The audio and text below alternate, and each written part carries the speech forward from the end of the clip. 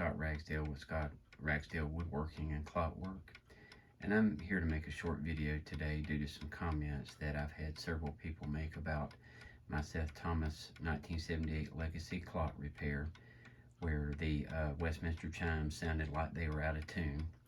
So I just did a little repair, and I have the chimes more in tune, and just wanted to share with everybody.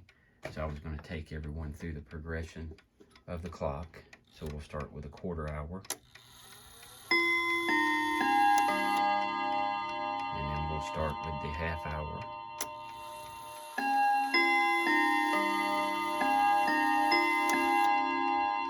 and we'll go to the last quarter hour,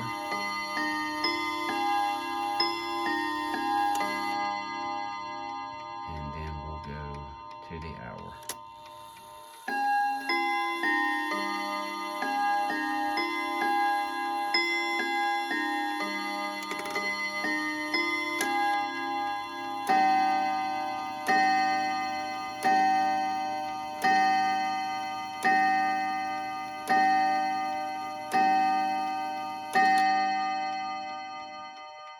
And I hope everyone likes the repair, and thank you for watching.